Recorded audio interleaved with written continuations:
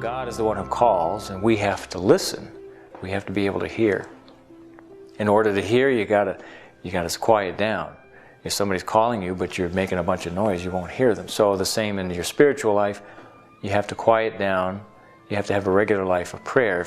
Prayer is to raise your mind and your heart to God.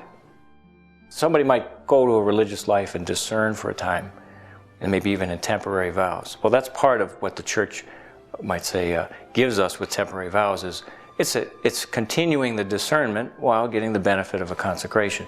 But when the consecration is made sort of permanently, you decide you're accepted, and you make the offer of your life. It's not something you want to take back. So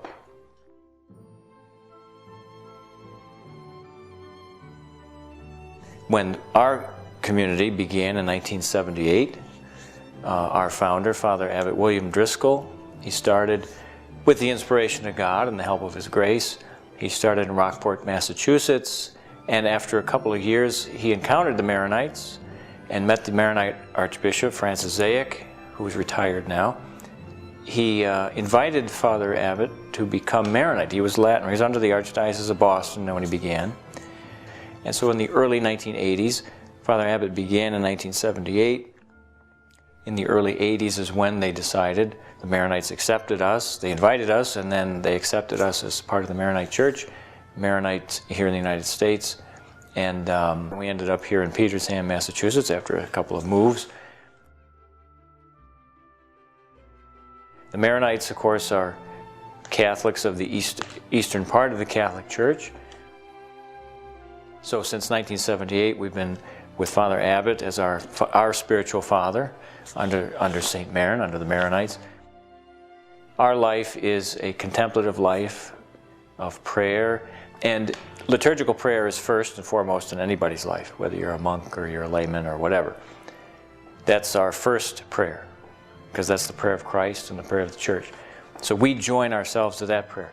Outside of liturgy, our life, our private prayer, individual prayer, here at this monastery, our particular gift from God is that we make our prayer before the Blessed Sacrament exposed. Each monk does 2 hours of Eucharistic Adoration outside of the liturgy each day. And so I don't know of any other monasteries or monastic life, East or West, that's true, that's the case. Maybe there are, I don't know of them.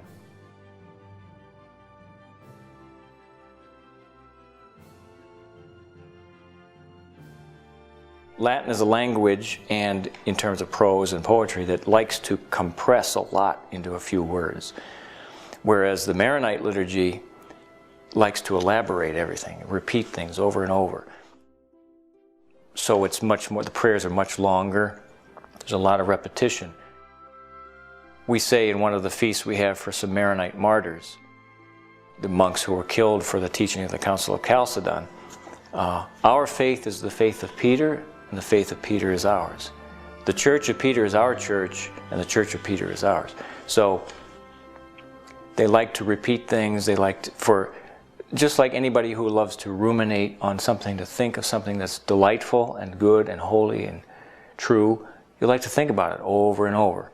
And so that's what's characteristic, at least to me, from being here for a few years. Most of our liturgy is in English. But there are some prayers or hymns that we always have in Aramaic, which is the language our Lord spoke. We have always at Mass, the consecration is always chanted and always in Aramaic. Some other prayers during the Mass, like we call it the Trisagion, or in Aramaic, the Kadishat Aloho, Holy God, Holy Strong One, Holy Immortal One, have mercy on us. We always chant that in Aramaic. We also do, it's not mandatory, but we've chosen to do it, is at midday prayer we chant the Lord's Prayer, the Our Father, in Aramaic. So that's a privilege. The one privilege of the Maronites, they always say, is that they've always been under St. Peter and his successors. And the other is that we have as our language the language of Christ himself for our liturgy. So.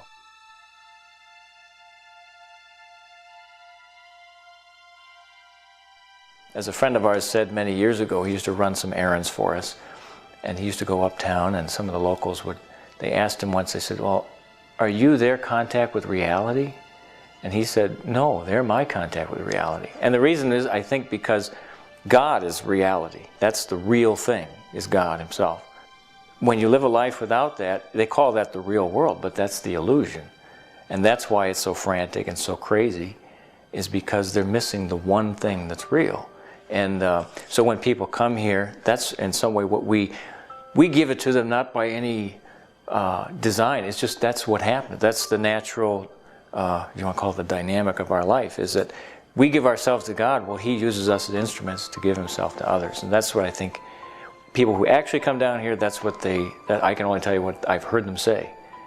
And then others who maybe never come here, I suppose that's our best contribution, is that we become sort of like the light on the stand our Lord spoke of in the Gospel. Despite ourselves, despite our own limitations and sins, we give light to the world in a certain way. So.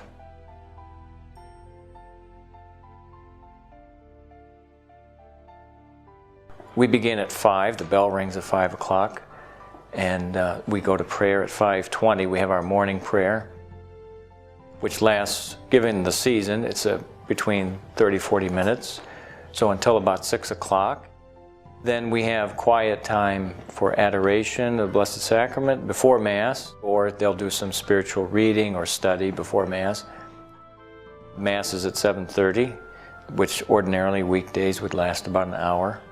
From 8:30 or so, when Mass ends, until basically noontime, that's more time. Some monks do chores. Somebody has to cook the noon meal, and somebody's got to greet guests if they have to come or go. And so there's some chores, but usually the morning time is for more adoration, study.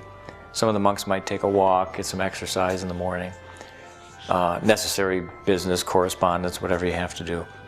In noontime, we have our midday prayer, a little before noon, and then we go to the meal. We eat in silence. Most of our day, we try to spend as much time in silence as we can. We can speak as needed, but generally, we want to keep silence to cultivate a spirit of recollection and prayer.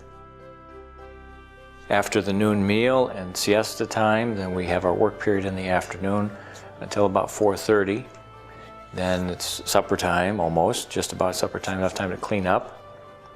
Our evening prayer at 6:20 till about 7 o'clock.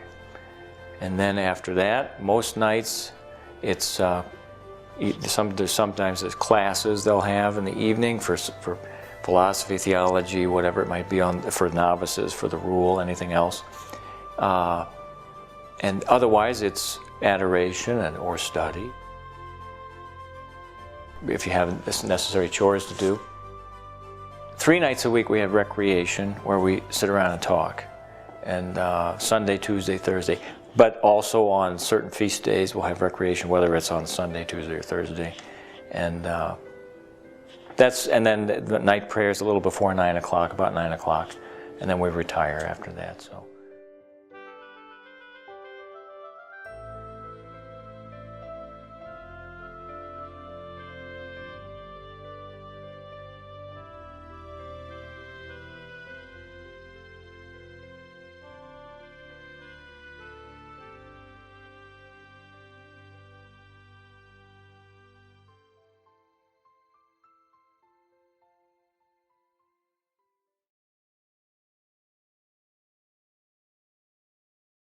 Days we'll